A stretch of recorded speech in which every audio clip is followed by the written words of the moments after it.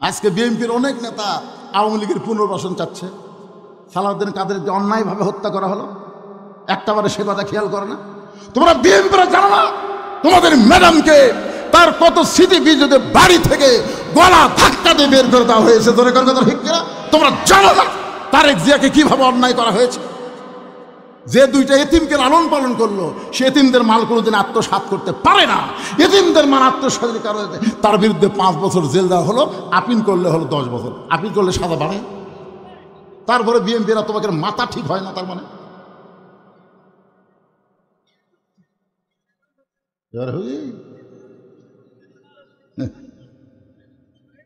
এত নির্যাতন কোন দলকে করেনি যেটা বিএনপিকে করা হয়েছে। ধরে কথা কন না কেন ভাইরে? একটা নেতা বাড়ি থাকতে পারে নাই, নানা ধরনের কেস, 40 কেস, 50 কেস, 100 কেস, সব ফতুর হয়ে গেছে। তারপরেও আওয়ামী লীগের নিষিদ্ধের পক্ষে আমরা না, নিষিদ্ধের পক্ষে না, তোরা তুইর পক্ষে। এতে সেদিন একটা উবাই উঠছিল, ইউনুস পলাছে। ইউনুস পলাদার খবর এটা কিন্তু উবাই, এটা শুনাই আওয়ামী লীগের কিছু লোক যে জামাতের বাড়ি এক বিএনপির বাড়ি ভাঙিয়েছে, জানেন? উবাই শুনাই। তাহলে উবাই শুনে যদি বাড়ি ভাঙে, যদি আওয়ামী লীগ আবার আসে, তাহলে বিএনপি তোমাকে খবর কি হবে আর আমার কি হবে চিন্তা করতে।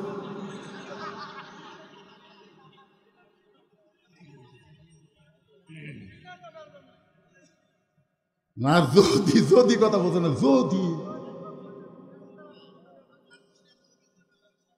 আরে 40 পাগলা। এ কয়দিন আগে একটা উবাই উঠছিল না যে ইউনুস পলাছে, ব্যাংকের গেছে পারে, সেটা ইউটিউব দিছে।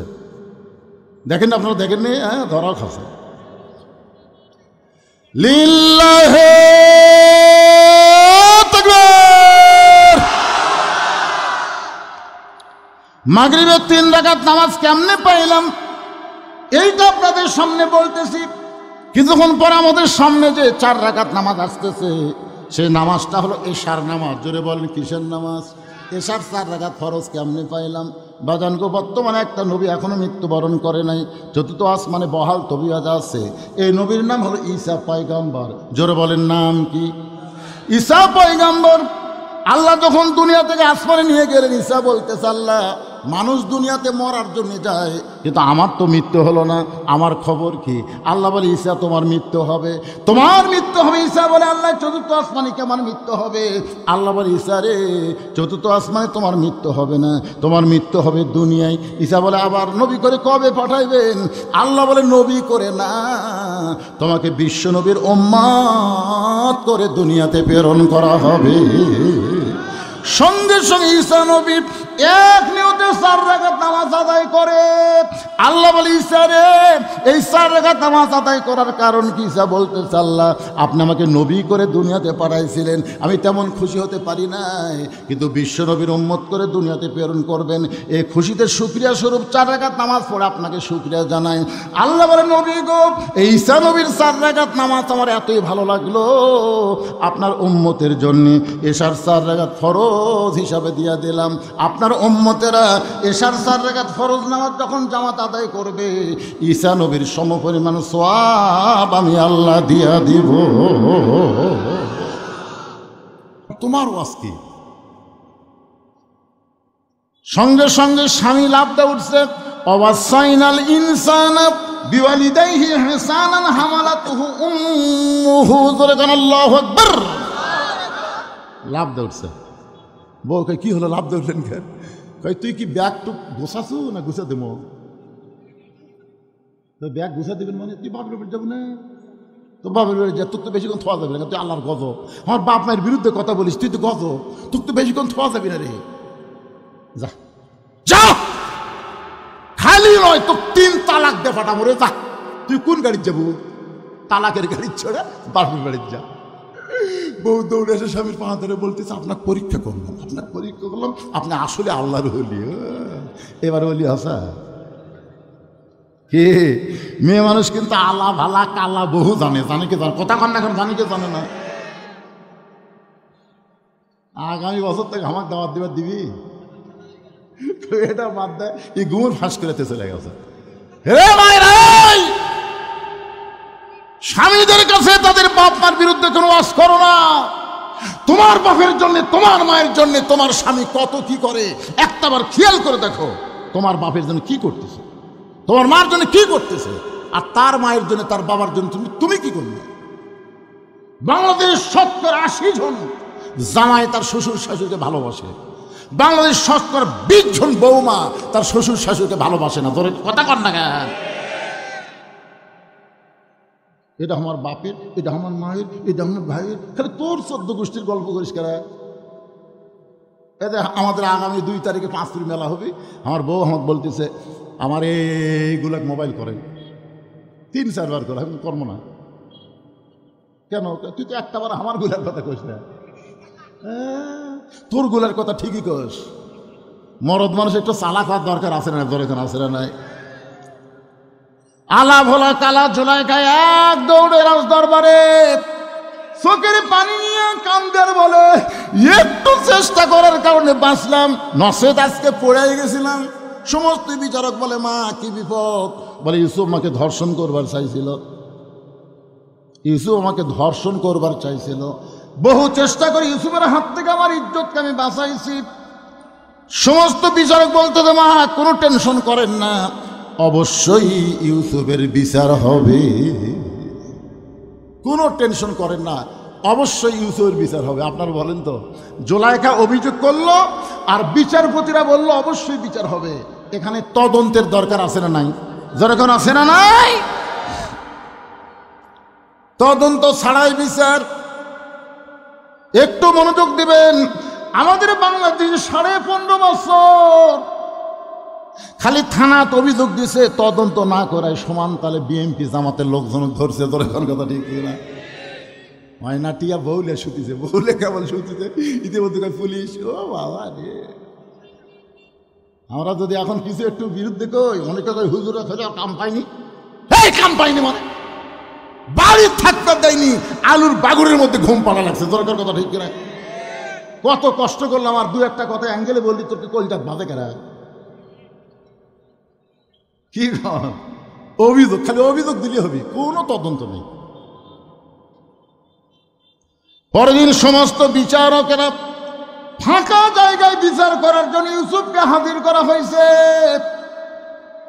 ইউসুফকে হাজির করে বিচারকের প্রধান বিচারপতি বলতে যে ইউসুফ, যে তোমাকে মায়ের মতন লালন পালন করলো, আজকে তুমি যুবক হয়ে তার সর্বনাশ করবার চাইলা, এটা কেমন কথা ইউসুফ? এইটা কেমন কথা? যত মানুষ বিচার দেখবার আইছিল সব ইউসুফের দিকে তাকায় চিন্তা করে, এ ভালো মানুষটা কোনোদিন এই অন্যায় করতে পারে? সাইদি হুজুর নারী নির্যাতন করতে পারে, ধর্ষণ করবার পারে, মানুষ খুন করবার পারে। এই ভালো মানুষটা, এই ভালো মানুষ, কি সুন্দর চেহারা, কি সুন্দর দাড়ি, কি সুন্দর মাথায় টুপি, সবসময় বউকে কোরআন নিয়ে আদালতে যেত। জোরে কোন কথা ঠিক কিনা? এই মানুষটা। সমস্ত লোকে ইউসুফের দিকে তাকায় দেখে এই মানুষটা জুলাইখাকে ধর্ষণ করবে। চেহারা সুরত দিকে আমাদের বিশ্বাস হয় না, কিন্তু কি করবে, জবান বন্ধ। স্বৈরাচারের কাছে মানুষের জবানের কোনো দাম নাই। ধরে কোন ঠিক কি না? কি বলবে? সবাই ফ্যাল ফ্যাল করে তাকাস। সবাই জানে এই মানুষটা কোনোদিন এই অন্যায় করতে পারে না, এই ধর্ষণের মতন কাজ এই মানুষ কোনোদিন করতে পারে না, এটা সবাই বিশ্বাস করে, কিন্তু জবান খুলতেছে না। কেউ যখন জবান খোলে না, এমন সময় মায়ের স্তনের দুগ্ধ পান করতে করতে 2.5-3 বছর একটা বাচ্চা বলতেছে, কে রে? ইউসুফকে তোমরা বিনা তদন্তে শাস্তি দেবার চাও? তদন্ত করে দেখো, জামার সামনে যদি ছিঁড়ে যায় তাহলে বুঝবা ইউসুফের দোষ। কারণ ইউসুফ জোলাইখাকে ধরবার চাইছিল, জোলাইখা বহু কষ্ট ইউসুফ থেকে ইজ্জত বাঁচাইতে, তাহলে জামার সামনে ছেঁড়া হবে। আর যদি পিছন দিকে জামা ছেঁড়া হয় তাহলে বুঝবা জোলাইখার দোষ। কারণ ইউসুফ অন্যায় করবে না, জোলাইখা জোর করে করাবে। তোমরা তদন্ত করে দেখো। সমস্ত বিচারক বলে, কে কথা কয় রে? কে কথা কয়? এই বর্তমান স্বৈরাচারীর যুগে কথা বললে তার ভয়। কথা কে কয় রে? এত মরদ কে হলো রে? তদন্তের কথা কয়। মা বলতেছে, এটা বড় মানুষ না, শিশু বাচ্চা, কি করবেন? মেরে ফেলে দেবেন না কি করবেন? স্টেজের উপরে নিয়ে যাওয়া হলে শিশু বাচ্চা, সবাই বলতেছে বাচ্চার কোনো দোষ নাগে তদন্ত করো। সমস্ত বিচারক তদন্ত করে দেখে জামার সামনে তো ছিঁড়া দূরের কথা, একটা ময়লা পর্যন্ত লাগে নাই, আর জামার পিছনে দেখে ছিঁড়া ছোট কালো ময়লা। সমস্ত বিচারক চোখ বন্ধ করে মনে মনে বলে, ইউসুফ তুমি নির্দোষী, কিন্তু আমরা জবান খুলবার পারতেছি না রে ইউসুফ, আমরা চাপে পড়েছি। চাপত পড়ে কিন্তু এ ভালো মানুষগুলাকে ফাঁসি দেওয়া হলো। ধরে কোন কথা কথা কন না কেন রে ভাই, কথা কন না, এখনো কথা কন না। অনুবীক্ষণ যন্ত্র দিয়া, দূরবীন যন্ত্র দিয়া মতিউর রহমান নিজামী হুজুরের এলাকায় যা খোঁজেন, একটা দোষ বার করতে পারেন কিনা? মুজাহিদের বিরুদ্ধে একটা দোষ পান কিনা? কামারুজ্জামানের বিরুদ্ধে একটা দোষ পান কিনা? যে এলাকায় তারা বড় হয়েছে, এলাকার লোকেরা বলে এদের চাইতে ভালো মানুষ পৃথিবীতে একটাও নাই। সালাউদ্দিন কাদের এলাকার যায় দেখেন, হলো ফেরেশতা জিবরাইল যখন লাইলাতুল মেরাজে নবীর কাছে আসলেন আল্লাহর আরশে নিয়ে যাওয়ার জন্য, এমন সময় দেখে নবী ঘুম পাড়তেছেন। তো জিবরাইল বলেন, আল্লাহ যে নবীকে আপনারা আরশে নিয়ে যাব সেই নবী তো ঘুমায় আছে। আল্লাহ বললেন, জিবরাইল আমার রাসূলকে ডাক দাও।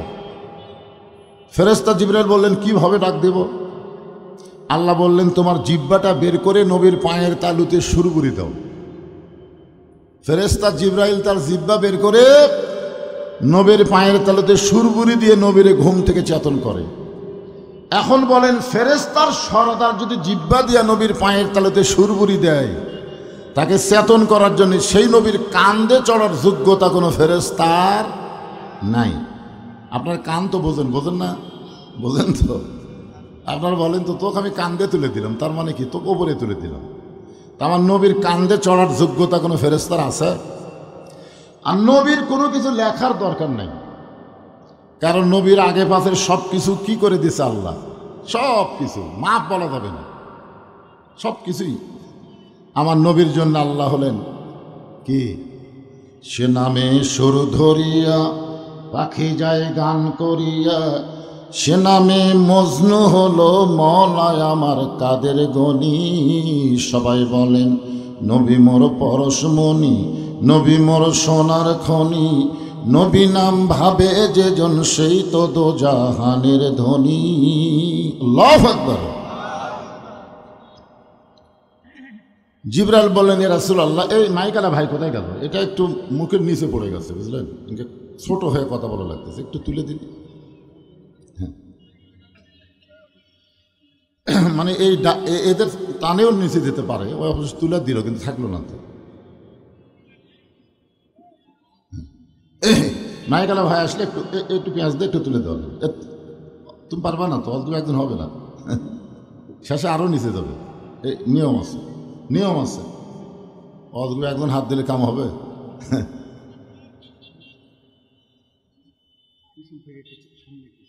জায়গাটাই ছোট হয়েছে। পাশে একটা মাহফিল করলাম আমি কিছুদিন আগে, মঠপুকুর, দেখুন আপনি গেছিলেন কেউ? মঠপুকুর, হ্যাঁ, বিশাল প্যান্ডেল, তারপরেও জায়গা হয় না। জায়গাটাই ছোট হয়েছে, আমি কী করবে? দেখেন কোনো সাইডে, আমাকে আবার দেখাও লাগবে তো, এই সাইডে গেলে তো আমাকে দেখতে পারবেন। দেখা যাক কী করে, এরা কী করে দেখা যাবে না। এই সাইডে যারা দাঁড়ায় আছে আপনারা বসেন, বসেন, সবাই বসেন, আল্লাহর রাস্তায় বসেন।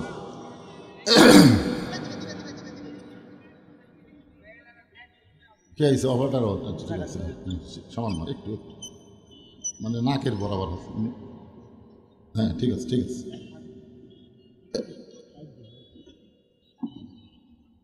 আমার তো ডেবেই গেল রে, কি সবাই একটু জিকির করেন, লা ইলাহা ইল্লাল্লাহ, লা ইলাহা। আল্লাহর জিকির করতে শরম নাই, লা ইলাহা ইল্লাল্লাহ, লা ইলাহা। কারো সামনে কি একটু সামান্য ফাঁকা আছে? ফাঁকা তো দেখা যায় না, শীতের দিন চাপলে অসুবিধা নেই। হ্যাঁ, এক ভাই শরীরের উষুম হয়ে জন্যে একটু জমে বসেন আর জিকির করেন, লা ইলাহা ইল্লাল্লাহ, লা ইলাহা। চাঁদ সূরজ আর গ্রহ তারা আল্লাহ নামের পাগল পারা। চাঁদ সূরজ আর গ্রহ তারা আল্লাহ নামের পাগল পারা। আমার আল্লাহ নামের এতই দয়া, আল্লাহ নামের এতই মায়া, লুকিয়ে রাখছেন হে আল্লাহ জোরে লা ইলাহা ইল্লাল্লাহ। লা ইলাহা ইল্লাল্লাহু মুহাম্মাদুর রাসূলুল্লাহ সাল্লাল্লাহু আলাইহি ওয়াসাল্লাম। না হইচই করা যাবে না, তো ইশারা দিয়ে কাম করা লাগবে। আপনারা যদি মাহফিলের পক্ষের মানুষ হন তাহলে হইচই করা যাবে না, এটা হাট বাজার না, এটা হাট বাজার। এখানে অসংখ্য ফেরেশতাকে আল্লাহ আজকে প্রেরণ করেছেন শুধুমাত্র আপনাদেরকে পরিদর্শন করার জন্য। আল ইনসান আশরাফুল মখলুকাত, মখলুকাতের ভিতরে মানুষ হলো সবচাইতে ভদ্র জাত। ভদ্র মানুষ চিল্লাচিল্লি করে? হ্যাঁ, ইশারা দিয়ে কাম করবেন, ইশারা দিয়ে। ফেরেশতা জিবরাইল বললেন, হে রাসূলুল্লাহ, আপনি যদি জান্নাত থেকে বের না হন আল্লাহ আপনাকে জান্নাত থেকে বের করে দিবে না। এ কথা কার? আল্লাহ। আল্লাহ কোরআনে বলেন, সালামুন আলাইকুম তিবতুম ফাদখুলুহা খালিদিন।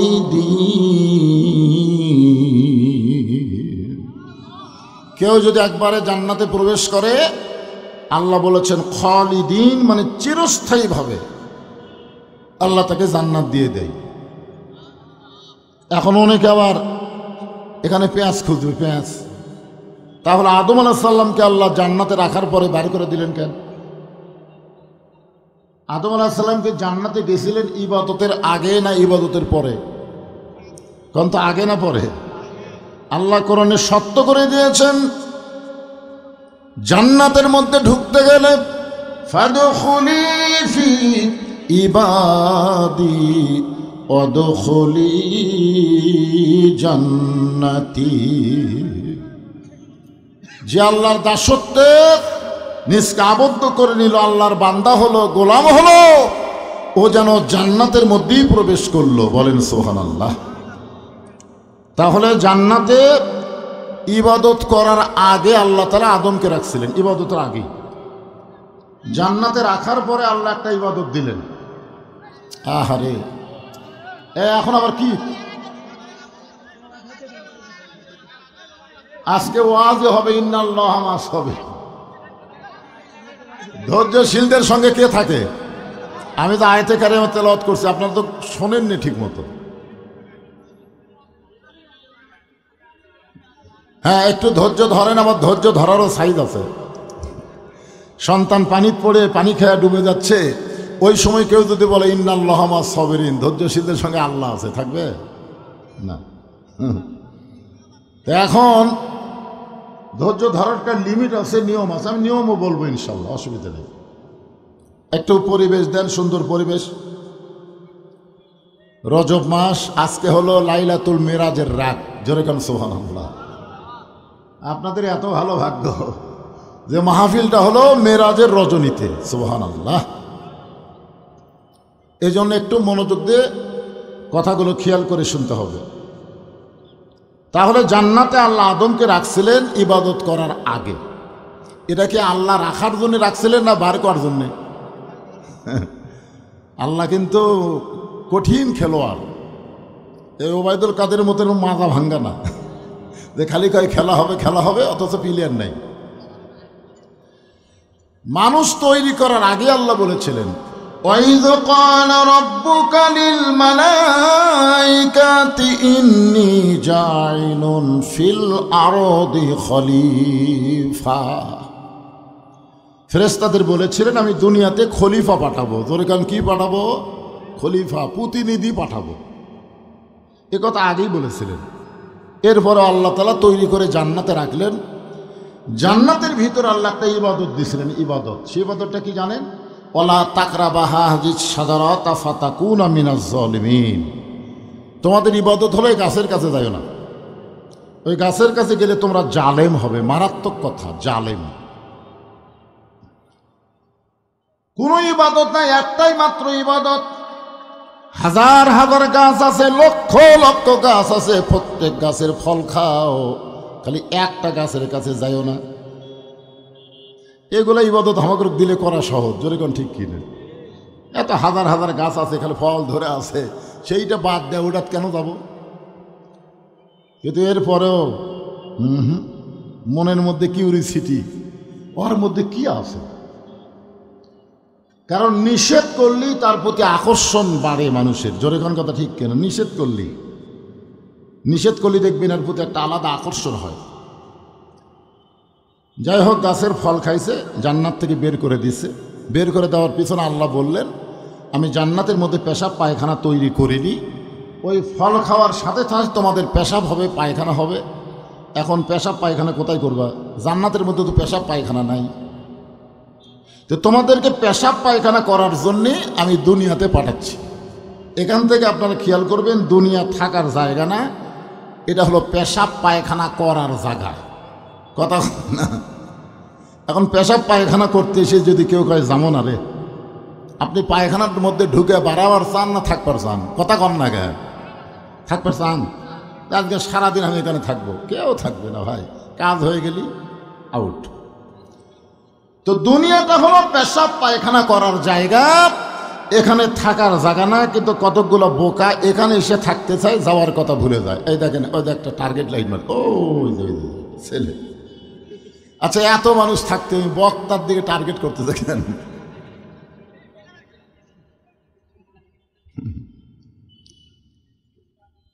ওখানে কেউ না, ও টার্গেট মারে, আপনারা খেয়াল করেন না? ছোট্ট মানুষ।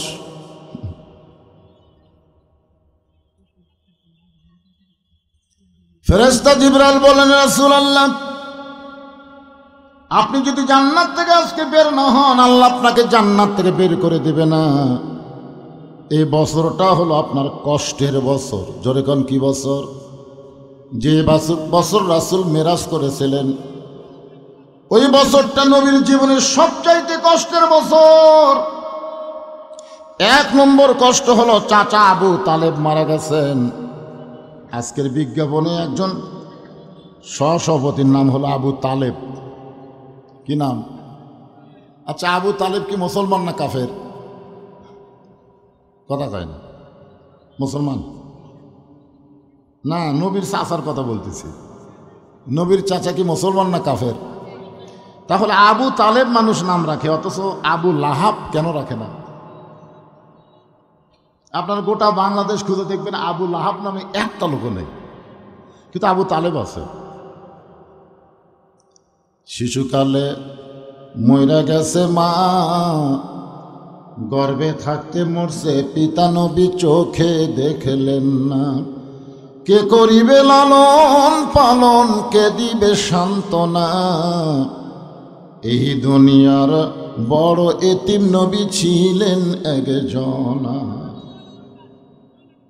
আল্লাহর নবী বলেন, মায়ের পেটে থাকতে আমি এতিম ছিলাম, কিন্তু দুনিয়াতে আসার পরে আমি আর এতিম ছিলাম না। ভাগ্যগুণে এমন একটা চাচা পাইছিলাম, যেই চাচা আবু তালেব আমাকে এমন ভাবে লালন পালন করলো, দুনিয়াতে আমার বাবা নাই, এটা কোনো সময়ের জন্য আমি বুঝতে পারিনি। সুবহানাল্লাহ। আপনারা এখানে মোটরসাইকেল এসছে। এ ভাই, এই মঞ্চের সাথে আর কি মোটরসাইকেল যারা রাখছেন গেটের কাছে, ওই মোটরসাইকেল একটু টান দেন। কে রাখছেন? কি বুঝতেছেন? চাচা আবু তালেব দুনিয়া থেকে বিদায় নিলেন। এটা কেমন চাচা? বাবার দরদ দিয়ে যিনি নবীকে লালন পালন করেছেন। সুবহানাল্লাহ বলে। এই চাচা দুনিয়া থেকে বিদায় নেওয়ার কিছুদিন পরে আল্লাহ নবীর দরদের বিবি খাদিজা দুনিয়া থেকে বিদায় নিলেন। বউ মরলে খুশি তো? কি গান? বউ বললে খুশি না ব্যথা? হায় হায়। মা খাদিজা যতদিন নবীর বিবি ছিলেন, আল্লাহর নবী ততদিন দ্বিতীয় কোনো বিয়ে করেন নাই। মাঝে মাঝে খাদিজা বলতেন, এ রাসূলুল্লাহ, 25 বছরের তরতাজা একটা যুবক 40 বছরের বয়স্ক একটা মেয়েকে বিয়ে করেছেন। হুজুর, এই বয়স্ক মহিলার সঙ্গে সংসার করতে করতে করতে আপনি বুড়ো হয়ে যাচ্ছেন। ওগো আল্লাহর নবী, আপনি দ্বিতীয় আর একটা বিয়ে করেন। আল্লাহ রাসূল খাদিজার কপালে চুমা দিয়ে বলে, খাদিজা, তুমি যদি আমার বিবি হইতা তাহলে হয়তো তুমি শুধু আমার বিবি না, তুমি হইলা আমার দরদ। সুবহানাল্লাহ বলেন। এই দরদের বিবি খাদিজা দুনিয়া থেকে বিদায় নেওয়ার কিছুদিন পরে আল্লাহর নবী সান্ত্বনা খোঁজার জন্য কলেমার দাওয়াত নিয়ে তায়েফে গেলেন। তায়েফে, তায়েফের মানুষেরা নবীর সঙ্গে এত খারাপ ব্যবহার করলো, শুধুমাত্র চেহারা ছাড়া দেহের এমন কোনো জায়গা নাই যে জায়গায় তারা পাথরের আঘাত করে নাই। গোটা দেহ যখন রক্তাক্ত হয়ে গেল,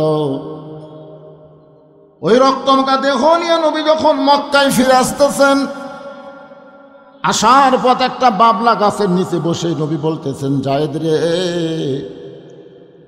আমার চাচা আবু তালেব দুনিয়াতে নাই, আমার দরদের বিবি খাদিজাও দুনিয়াতে নাই। ওই মক্কায় গেলে আমাকে কে আদর করবে, সোহাগ করবে? আল্লাহ বলে, জিবরাইল, আমার নবী মক্কায় গেলে সোহাগ আদর করার কেউ যখন নাই, অতি সত্বর আমি আল্লাহ তাআলা আমার নবীকে আরশে নিয়ে আমি নিজেই তাকে আদর করতে চাই। জোরে বলেন সুবহানাল্লাহ। এখন আপনারা বলেন, কষ্টের পরে শান্তি আছে না নাই? 3টা কষ্ট, লাগাতার কষ্ট, এরপরে দেখেন শান্তি। বাংলার মুসলমানেরা বহু কষ্ট করেছেন, আগামীতে আমরা শান্তির একটা বাংলাদেশ দেখতে চাই। জোরে কোন কথা ঠিক কি না? কি কি দেখবেন?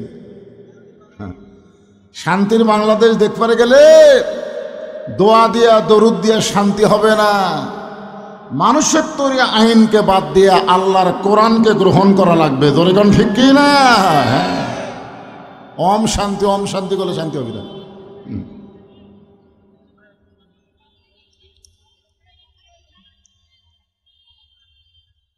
আরশ থেকে আল্লাহ তাআলা আমার নবীকে আবার দুনিয়াতে প্রেরণ করছেন। সেই ঘটনা বলতে গিয়ে আমি জান্নাতের কথা বলতেছি। নবী জীবনে 3বার রাগ করছেন। কয়বার? আসলে নবী তো রাগের নবী না। আমাদের নবীকে রাগের নবী? আমাদের নবী সম্পর্কে আল্লাহ বলেন, ওয়ামা আরসালনাকা ইল্লা রাহমাতাল লিল আলামিন। আপনাকে প্রেরণ করা হয়েছে গোটা বিশ্ববাসীর জন্য রহমত স্বরূপ। বলেন সুবহানাল্লাহ। সেই নবী 3বার রাগ করছে। কয়বার? প্রথম রাগ করছে যখন আল্লাহর নবী বোরাকের পিঠে চড়তেছেন না। জিবরাইল বললেন, হুজুর এত সুন্দর বোরাক, এটাকে আপনার পছন্দ হয়নি? তো আল্লাহ রাসূল বলে, জিবরাইল তুমি না কইলা এই বোরাকের পিঠে চললে বোরাক আমাকে আল্লাহর আরশে নিয়ে যাবে? তো জিবরাইল বলে, হুজুর আপনি কি বিশ্বাস করেননি? বিশ্বাস করছি বলেই তো কাঁদতেছি। জিবরাইল কয়, বিশ্বাস করে কান্দার কারণ? ওগো আল্লাহর নবী, বিশ্বাস করার পর আপনি কেন কান্দেন? নবী বলেন, জিবরাইল তুমি যদি নবী হইতা তাহলে তুমিও চিন্তা করতা, কারণ তুমি ফেরেশতা, তুমি নবী না। নবী হলে চিন্তা আছে। বলে কি চিন্তা? বলে আমার গুনাহগার উম্মতের জন্য আল্লাহ তাআলা 30,000 বছরের একটা পুল সিরাত, যে পুল সিরাতের নিচে 7টা জাহান্নামের আগুন দাউ দাউ করে জ্বলতেছে।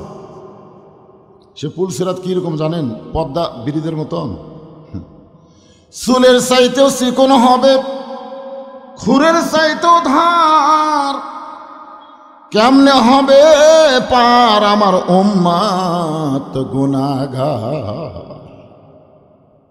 এমন করে একটা বোরাক যদি আল্লাহ পুল সিরাতের কিনারায় আমার উম্মতের জন্য বাজেট করত, আমি নবী খুশি হইয়া বোরাকের পিঠে চড়তাম। সুবহানাল্লাহ, কি নবী, কি নেতা রে! এই জন্য তো আমরা দরুদে বললাম আল্লাহুম্মা সাল্লি আলা সাইয়্যিদিনা। খালি নবী না, আমাদের নবী হলেন আমাদের নেতা। আজকে বাংলাদেশে বহু মুসলমান নবীকে শুধু নবীর মধ্যে রাখতে চায়, নেতার মধ্যে নিয়ে আসতে চায় না। সাধারণ এক মানুষকে নেতা বানায়া তার পিছনে চামচা হয়ে ঘুরঘুর করে ঘোরে, জোরে করে কথা ঠিক কিনা? আর মাঝে মধ্যে স্লোগান দেয় আমার নেতার চরিত্র ফুলের মতন পবিত্র, নামাজ পড়ে না একত্ব। এগুলা নেতা, এগুলা নেতা না, এরা লেতা লেতা। ওদের পুরানা কাপড় তখন হারকিন মুস্ত, তখন বলতো লেতা দিয়ে হারকিন মুস, লেতা। এই জন্য আমাদের নবী শুধু নবী না, নবীর পুরো দরুদ পড়ে, নবীর প্রতি সালাম করে মাহফিলের ভিতরে। কিন্তু নবীর সমাজ গড়ার কাজে অনেকের দ্বন্দ্ব মনে বাজে। নবীকে আর সমাজেতে সাজে? নবী থাকবে মসজিদের ভিতরে, নবী থাকবে মাদ্রাসার ভিতরে।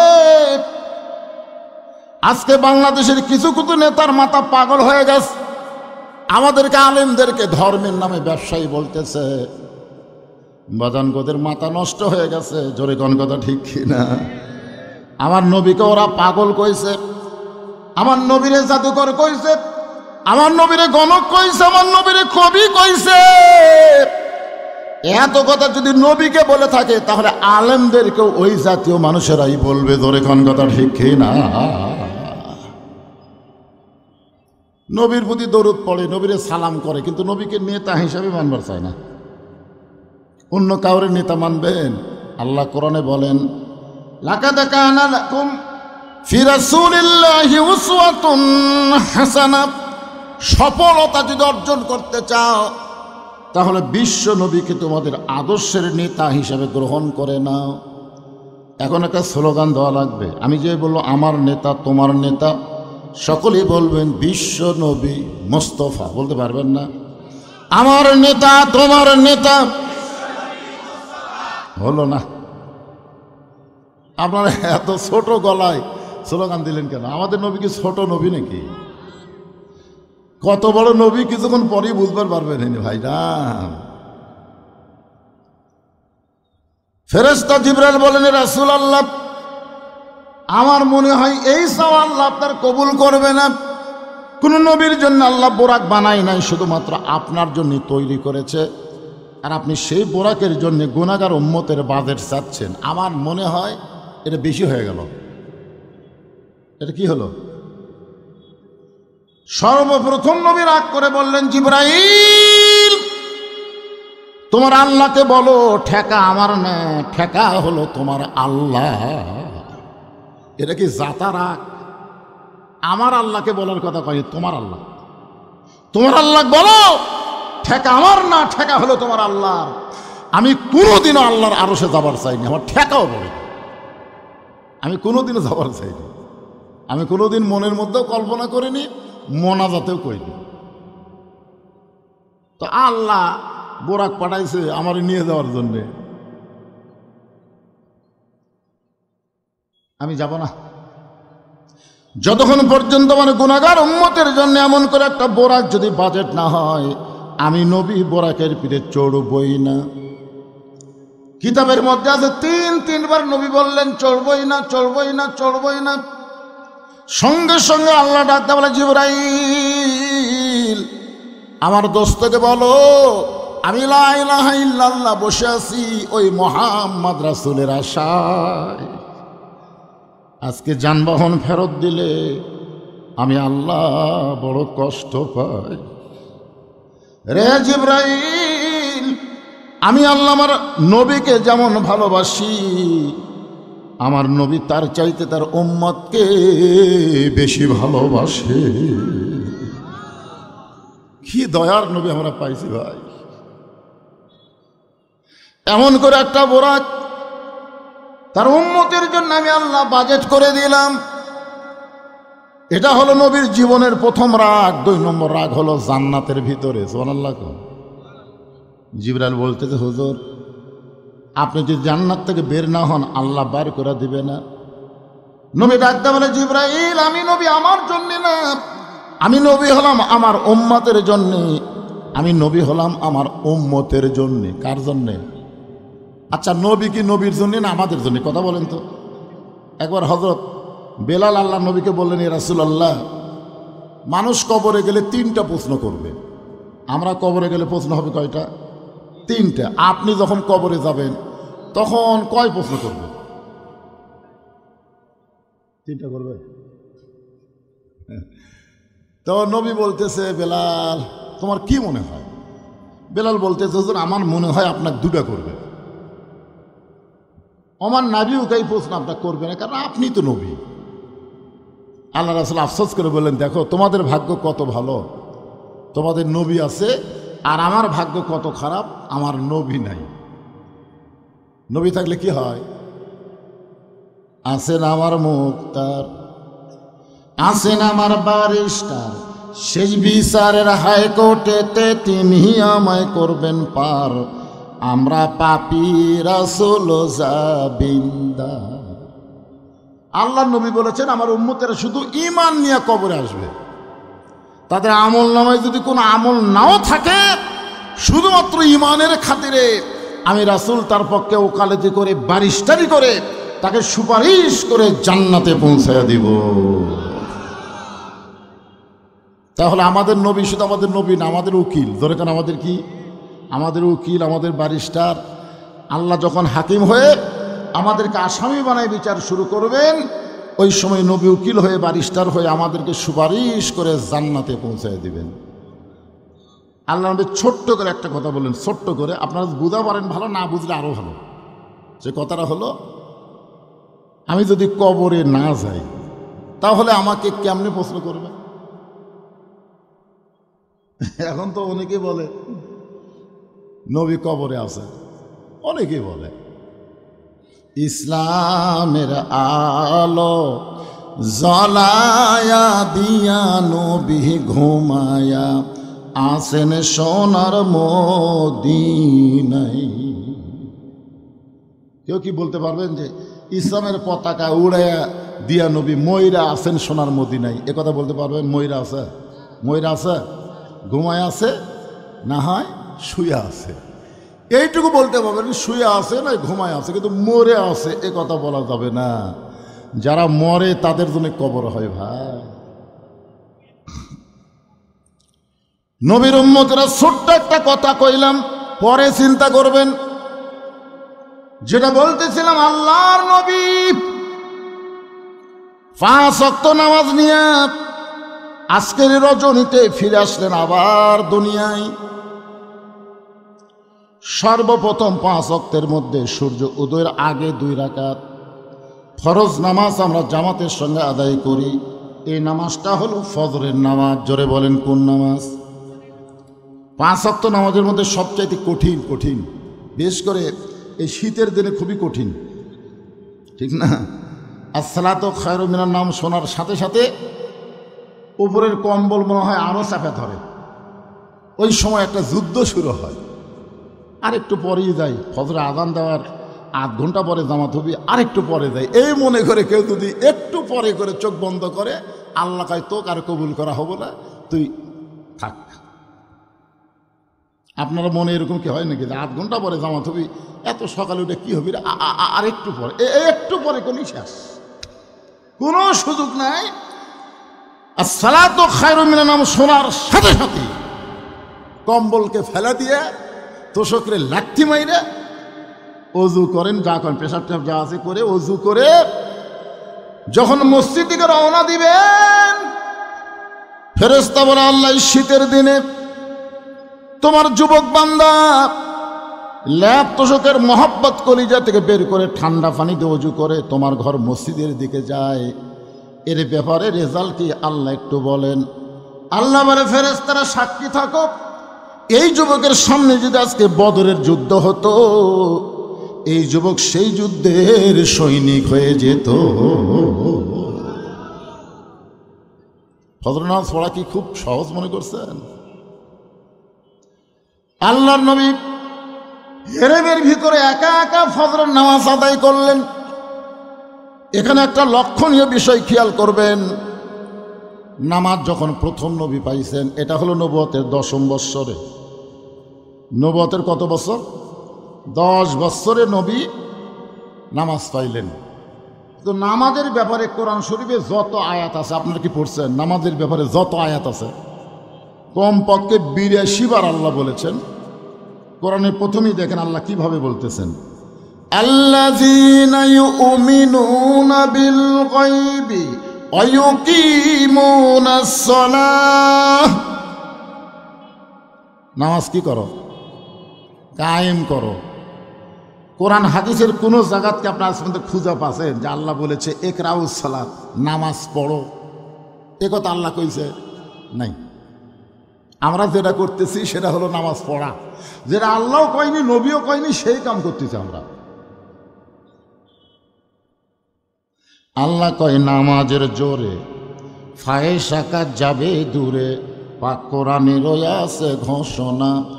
এখন আকাম কুকাম নামাজ রোজা একসাথে বান্দিয়া বোঝা, জাহান্নামে দিয়া সরওয়া ইলাহা ইল্লাল্লাহু লা ইলাহা ইল্লাল্লাহ লা ইলাহা ইল্লাল্লাহ।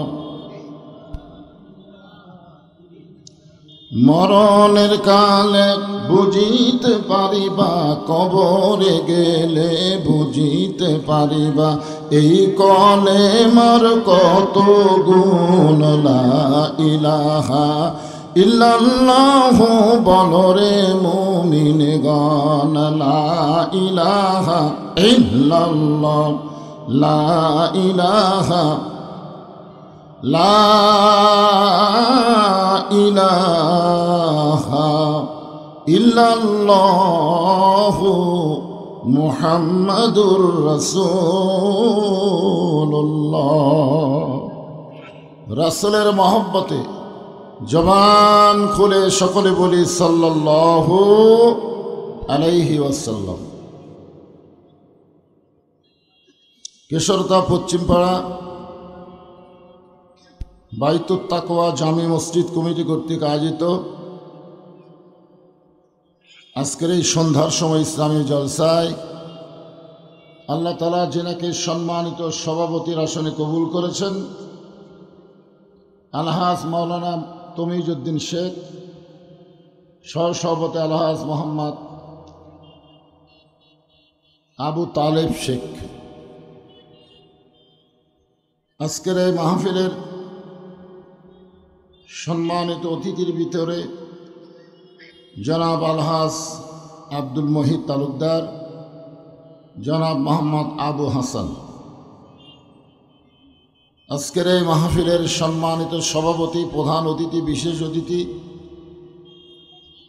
আজকের এই মাহফিলের সম্মানিত ওলামাই কেরাম। এ জাতির শ্রেষ্ঠ সন্তান হলো আলেম ওলামা। আল্লাহ রাসূল বলেছেন, আল উলামা ওয়ারাসাতুল আম্বিয়া, আলেমগণ হচ্ছে নবীদের ওয়ারিস। আল্লাহ বলেছেন, ইন্নামা ইয়াখশাল্লাহ মিন ইবাদিহিল উলামা। আপনাদের মাঝে মাঝে যে সমস্ত আলেম ওলামা বসে আছেন, মঞ্চে আছেন, আসরের নামাজের পর থেকে মাগরিবের নামাজ পর্যন্ত যিনারা আলোচনা করে আপনাদেরকে শুনাইলেন, আলেম ওলামা সহ আজকের মাহফিলের বক্তাগণকে অন্তরের অন্তঃস্থল থেকে আমি শুভেচ্ছা জ্ঞাপন করছি। এই মুহূর্তে আমার সামনে যারা বসে আছেন, যিনাদেরকে আল্লাহ তাআলা অত্যন্ত গুরুত্বপূর্ণ সময়ে, আল্লাহর কাছে দুইটা সময় অত্যন্ত গুরুত্বপূর্ণ, একটা হলো বকরাতা আর একটা হলো আসিলা। সকাল এবং সন্ধ্যা আল্লাহর কাছে অত্যন্ত পছন্দনীয় সময়, বলেন সুবহানাল্লাহ। এই সন্ধ্যার সময় জান্নাতের বাগানে আমার সামনে যিনারা বসে আছেন, আমি আমার অন্তরের অন্তঃস্থল থেকে আপনাদের সবাইকে শুভেচ্ছা জ্ঞাপন করছি। সম্মানিত মা বোনেরা, পর্দার অন্তরে বসে বসে যারা আলোচনা শুনতেছেন, তাদেরকে শ্রদ্ধা জ্ঞাপন করে এই মুহূর্তে জানতে চাচ্ছি আপনারা সকলে কেমন আছেন? আলহামদুলিল্লাহ রব্বিল আলামিন। জি আলহামদুলিল্লাহ। জি আল্লাহ শারীরিক সুস্থতা এবং মানসিক প্রশান্তি, বলেন সুবহানাল্লাহ। গত বছর এই সময় আমাদের শারীরিক সুস্থতা ছিল, কিন্তু মানসিক প্রশান্তি ছিল না। মনের মধ্যে একটা অশান্তি কাজ করতো, না জানি কি হয়, না জানি কি হয়, মাহফিল হয় না বন্ধ হয়, এরকম একটা অশান্তি কাজ করতেছিল। কিন্তু এইবারে আপাতত সে অশান্তি নাই। শারীরিক সুস্থতা এবং মানসিক প্রশান্তি যে আল্লাহ দান করে আজকের এই জান্নাতের বাগানে আমাদের কিছু সময়ের জন্য কবুল করলেন, আমরা সে আল্লাহর উপরে খুশি না বেজার? তাহলে জবান খুলে সমস্বরে সকলে বলবো, রব্বানা লাকাল হামদ হামদান কাসীরান তাইয়িবান মুবারাকান ফীহি। আমরা আল্লাহর প্রশংসা করলাম যে আল্লাহ দয়া করে রহম করে মুসলমানের ঘরে মুসলমান হিসাবে কবুল করে আজকের এই বেহেশতের টুকরার মধ্যে আমাদেরকে কবুল করেছেন।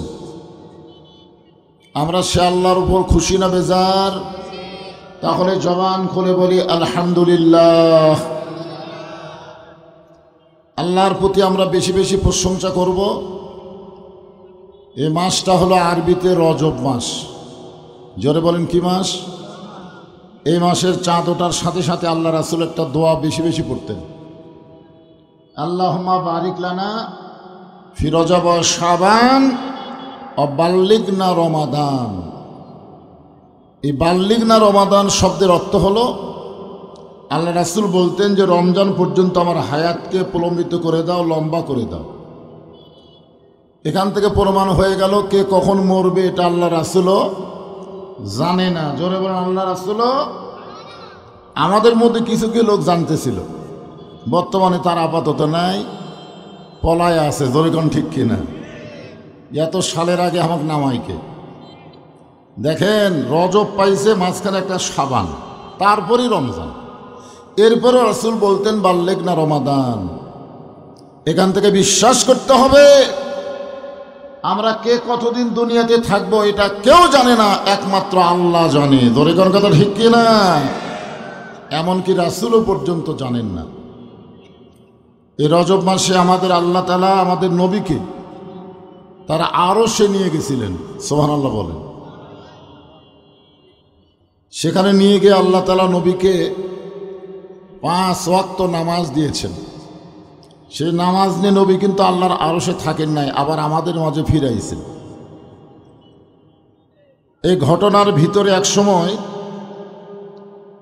আল্লাহ তাআলা আমাদের নবীকে জান্নাতে দেখার তৌফিক দিয়েছিলেন।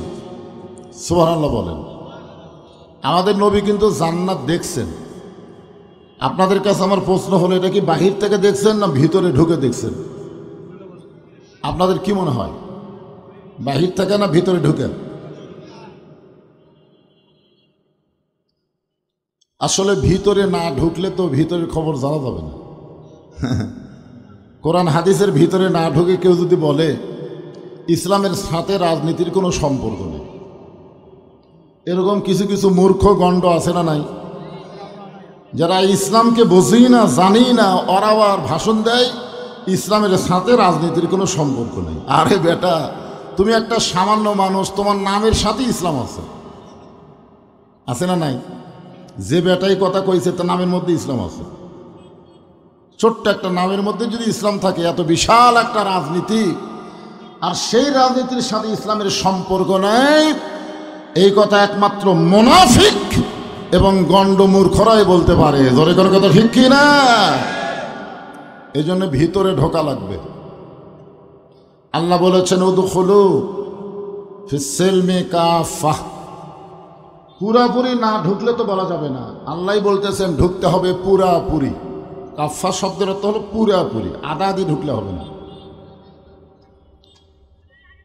নবী যখন জান্নাতের মধ্যে প্রবেশ করলেন, তখন আল্লাহ নবীর সঙ্গে একজন ফেরেশতা ছিল, সে ফেরেশতার নাম হলো জিবরাইল। জোরে বলেন নাম কি? আর আমরা যারা এখানে বসে আছি আমাদের সঙ্গে সব সময় দুইটা ফেরেশতা থাকে, সব সময়। আপনি ঘুমালেও থাকে, চেতন থাকলেও থাকে, দরজা জানলা বন্ধ করে অকাম করার সময়ও থাকে। ছেলেরা কম্বলের মধ্যে যদি ইউটিউব চালু করে খারাপ অশ্লীল ভিডিও দেখে তখনও কিন্তু থাকে, থাকে না? সেই দুইটা ফেরেশতার নাম কি আপনারা জানেন? কেরামান কাতিবিনা ইয়ালামুনা মা তাফআলুন। সব সময় আমাদের সঙ্গে আছে, অথচ আমরা অনেক সময় গল্প করছি, এমন গোপনে করলাম কেউ দেখেনি, এরকম বলি কি বলি না? হায় হায়, এমন গোপনে কাম করছি দরজা জানলা বন্ধ করে কেউ দেখেনি। তখন তুই ফেরেশতাকে আল্লাহ এরা যে বলতে যে কেউ দেখেনি, তো আমরা কি ঘুম পাচ্ছি? বিশ্বাস করতে হবে কেউ না দেখলেও আল্লাহ দেখতেছে, কেউ না লিখলেও তোমার কাঁধের দুই ফেরেশতা লিখতেছে। যেরকম ঠিক কি না? তোমার দুই কাঁধে দুই মোহরি লিখিতেছেন ডায়েরি। খালি এই বিশ্বাসটা যদি আমাদের অন্তরে থাকে, আমরা যা করব সব লিপিবদ্ধ হচ্ছে। এবং হাসরের ময়দানে আল্লাহ বলবেন, ইকরা কিতাবাকা, তোমার কিতাব তুমি পড়ো। তুমি কি করছো?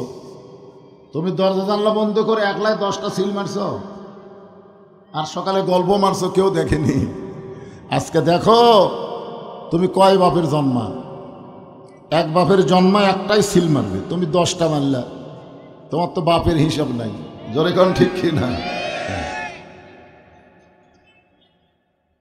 আসল কথা হলো আমাদের নবীর সঙ্গে দুই ফেরেশতা ছিল না, এই কথাটাই বলতে চাচ্ছি। আমাদের কাঁধে যে দুইটা ফেরেশতা আছে, নবীর কাঁধে দুই ফেরেশতা ছিল না। না থাকার পিছনে দুইটা কারণ দিলাম। মাগরিবের 3 রাকাত নামাজ যখন জামাত আদায় করবে, ইয়াকুব এবং ইউসুফ নবীর সমপরিমাণ সওয়াব আল্লাহ দান করে দিবে। জোরে বলেন মারহাবা।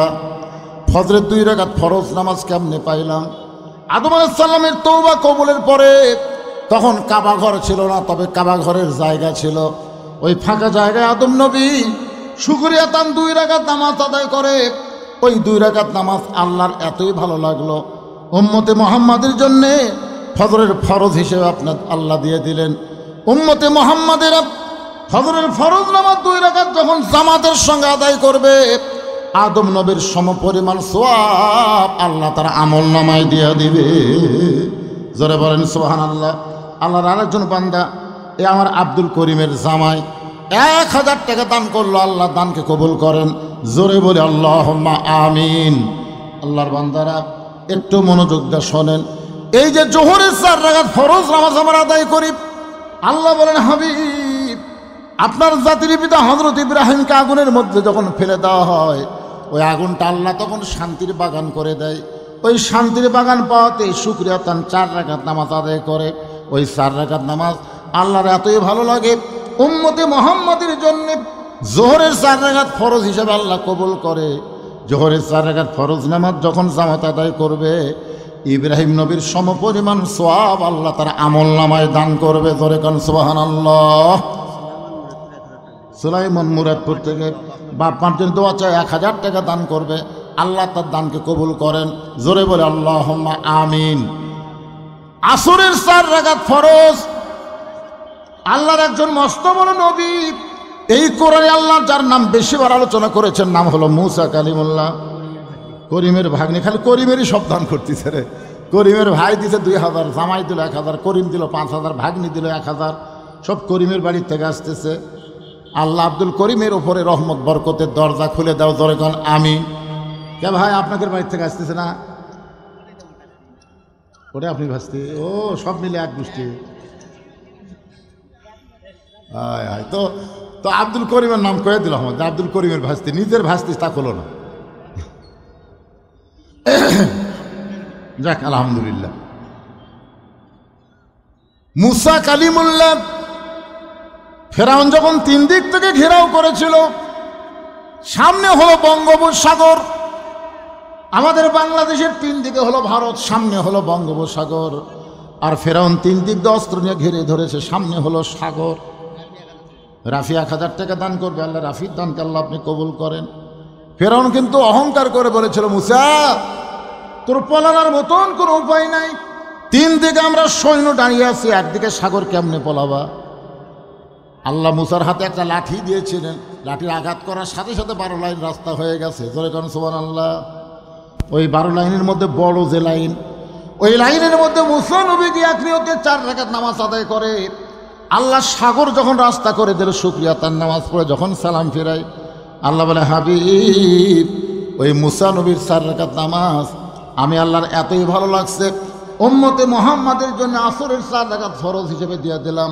আপনার উম্মতের আসরের 4 রাকাত ফরজ নামাজ যখন জামাত আদায় করবে, মুসা নবীর সমপরিমাণ সওয়াব আমি আল্লাহ দিয়া দিব। আপনারা বলেন তো, আজকে নামাজের ওয়াজ শুনে কোন নামাজ বাদ দেওয়া যাবে? কথা কয় কোনটা বাদ দেওয়ার মতন আছে আপনাদের কাছে? হ্যাঁ, এই নামাজটাই পাইছে আল্লাহ রাসূল আজকের এই রজনীতে। এক নামাজই পারে মানুষকে যাবতীয় খারাপি থেকে বাঁচাই দিতে। এই নামাজ ওয়াজ করে হবে না। ওয়াজ করে নামাজ পড়া যাবে, 2-1 জন পড়বে, কিন্তু কায়েম হবে না। এ নামাজ কায়েম করতে গেলে